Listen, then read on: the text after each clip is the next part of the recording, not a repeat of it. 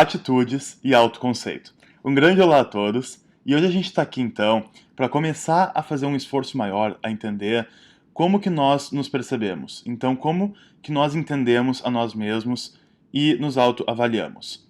Então, nesse vídeo aqui, eu quero fazer umas explicações, tá? Ele vai ser importantíssimo para entender os próximos dois vídeos, que são em si um complemento desse, tá? Então, eu já vou dizendo aqui para vocês ativar o sininho e se inscrever aqui para receber a notificação dos próximos dois vídeos que vão ser muito importantes. E também, então, a gente vai começar a entender sobre como a nossa avaliação das coisas e o nosso próprio autoconceito funcionam. E aqui, então, eu quero deixar claro que a gente vai fazer uma análise através de separações. Por quê? Porque a análise, ela é uma separação, ela é um recorte. Mas isso não significa que tais recortes existam na realidade, tá? Então é um erro muito comum do cientista, né, ele separar, então fazer um recorte da realidade e depois não conseguir botar de volta e conseguir entender a realidade. Tá? Então eu só quero que vocês entendam que quando eu falo de separações e distinções, elas não necessariamente existem, mas são sim um mecanismo para a gente conseguir entender melhor as formas gerais das coisas. Tá legal? Então vamos começar. O que são atitudes, tá? A gente conhece atitudes, então as pessoas falam, eu não gostei da tua atitude, e a gente percebe, então, uma questão muito comportamental das atitudes. Mas na psicologia social, a gente vai ter que usar a ideia de opiniões para entender o que são atitudes, tá? Então, opiniões são o que uma pessoa acredita ser verdade, tá? Então, eu tenho uma opinião de algo, é o que eu acredito que é verdade ou que não é verdade, certo? Agora, uma atitude, ela vai ser uma opinião carregada de um valor emocional e de avaliação. Como assim, tá? O exemplo que eu vou usar é de vegetarianos. Então, por exemplo, tu pode ser vegetariano por uma simples opção, né? Então, tu fez ali tua análise, tu viu que realmente não é legal comer carne, tu decidiu ser vegetariano, tranquilo, né? Mas aí, se tu tem uma atitude de ser vegetariano, se não é simplesmente tua opinião, então tu vai ter esse sentimento carregado assim, de nojo quando uma pessoa come carne, de ódio quando uma pessoa come carne, entenderam? Eu acho que esse é um exemplo muito bom para vocês verem. Então, é uma diferença realmente na questão desse atributo emocional, tá? Quando a pessoa se envolve muito. E o que é importante a gente ver aqui? Isso eles nunca dão, eles nunca ensinam isso. Mas isso é uma coisa que é muito clara para todo mundo. Isso é tudo por graus. Isso é tudo dado por graus. Tu nunca vai ter uma simples opinião que não vai ter nenhuma emoção. E tu nunca vai ter uma atitude que vai ser 100% carregada de emoções, tá? Então, a distinção, ela às vezes não é 100% clara. A gente vê, então, como eu falei, pelas formas gerais. Então, quando existe um atributo emocional notável, vai ser uma atitude. Quando a pessoa está indiferente, vai ser mais uma opinião. Tá legal? Então aqui, como medir atitudes, tá? A primeira forma de medir seria então a escala de Likert, né? E então que é essa de concordo totalmente, concordo, indeciso, discordo, discordo totalmente. E a forma que tu mede uma atitude é porque se tem as palavras então totalmente, com muita frequência, sempre muito importante, esse tipo de palavras eles dão um atributo mais emocional quando usados então em grande escala, né? E a segunda forma de medir, então, é o Implicit Association Test, IAT, tá? Que é um teste que se faz para entender, então, quais são as associações implícitas na tua cabeça. O que isso significa? Isso significa que a gente vai ter associações inconscientes, tá? Que são ligadas, então, às atitudes. Então, por exemplo, tu vai ver uma pessoa mal vestida e tu vai associar isso, então, a um comportamento criminoso, enquanto uma pessoa bem vestida vai ser associada a um comportamento não criminoso. Tá? E isso eles pegam então no movimento rápido. Então quando tem que fazer a decisão rápida ali no computador, eles vão entender quais são as associações que tu faz. Então eles usam isso para medir as atitudes, ou seja, quais são esses sentimentos, essas emoções que a gente põe nas nossas opiniões. Tá? Só que aqui eu quero mostrar para vocês que os dois são consideravelmente falhos, tá? Eu poderia fazer um vídeo só explicando o porquê, mas basicamente existem muitas coisas que vão contra, então, a validade interna desses testes, tá? A escala Likert eu acho que é muito fácil, todo mundo sabe que muitas pessoas simplesmente põem qualquer coisa, né? E o Implicit Association Test, ele tem várias outras explicações que vão contra, então, confiar nesse teste.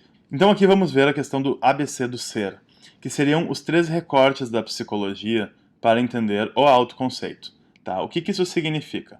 É o ABC em inglês, na verdade, eu botei aqui a tradução em português, mas o primeiro é então affect, que seria o afeto, como a gente já viu, que seria então as emoções sentidas em relação a um estímulo.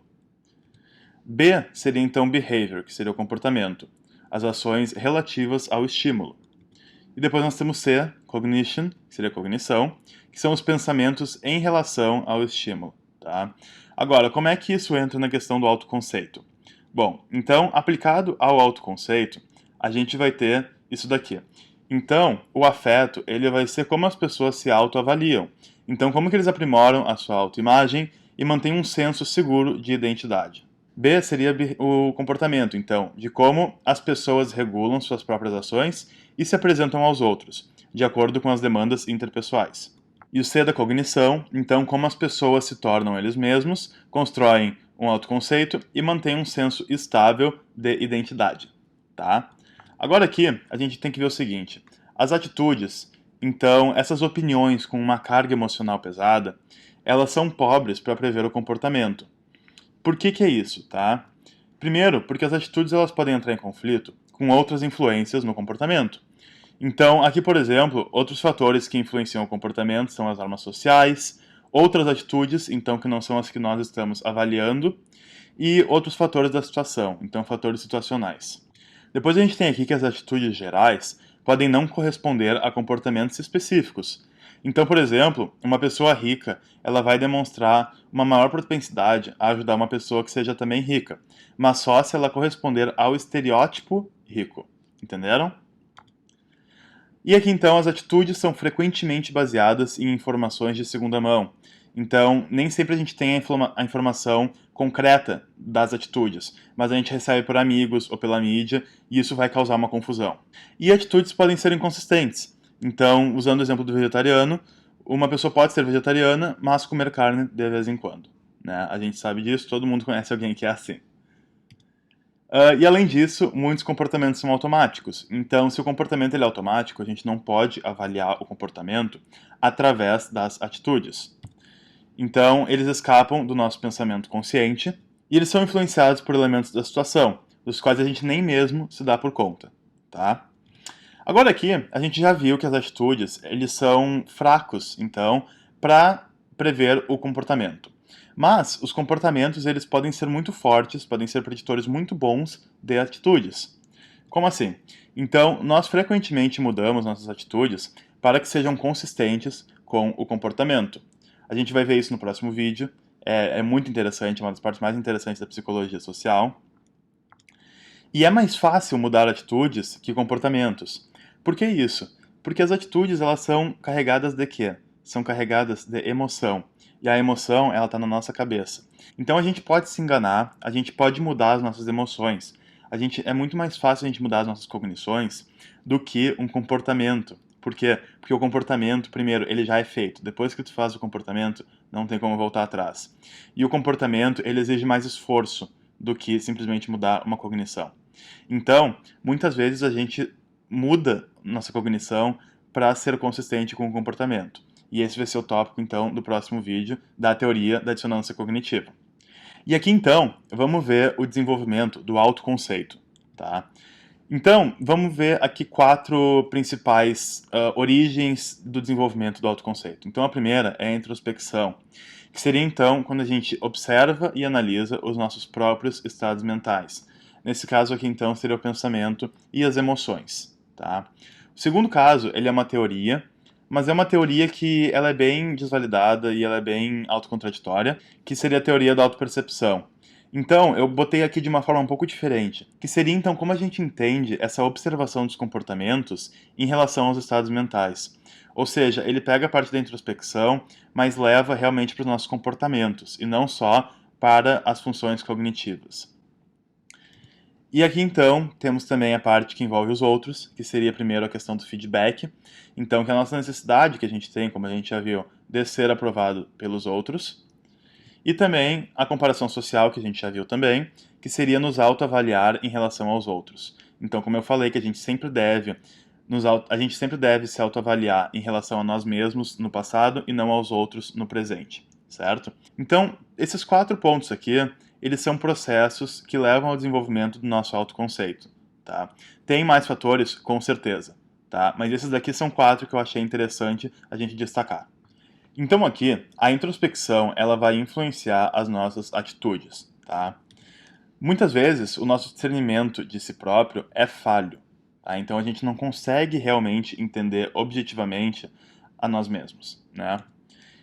Nós encontramos motivos que são plausíveis para nós, mas não necessariamente os certos, tá? Isso entra na questão da autojustificação, que vai ser um conteúdo do próximo vídeo. E podemos atribuir causa a indicadores que não são relevantes para o evento de interesse, tá? Esse slide ele pode ter ficado um pouco confuso, tá? Mas, nos próximos vídeos, a gente vai conseguir entender melhor o que eu estou querendo dizer com isso, tá? Então, nos próximos vídeos, a gente vai analisar a nossa busca pela consistência, que é um desejo humano, parece que é uma coisa muito forte em nós mesmos. A gente deseja ser consistente, tá? Então, a gente não aceita autocontradições. E isso vai influenciar muito a nossa visão de nós mesmos. E como não só nós pensamos, mas nos comportamos também. Então aqui a gente vai ver a teoria da dissonância cognitiva no próximo vídeo, que como eu mencionei, é uma das teorias mais influentes na psicologia social e realmente é extremamente interessante. É muito útil para a gente entender várias coisas dos outros e de nós mesmos. E a aplicação dela é realmente muito grande. E a gente vai ter aqui então a questão da tomada de decisões, que eu também acho que é interessantíssimo, né? Porque todo mundo quer entender melhor como que a gente funciona nessa questão da nossa tomada de decisões, tá certo? Então é isso, gente. Eu espero que vocês fiquem aqui para os próximos 2 vídeos para a gente entender juntos como que funciona essa nossa percepção de nós mesmos. Tá legal? Então um grande abraço a todos e até o próximo vídeo.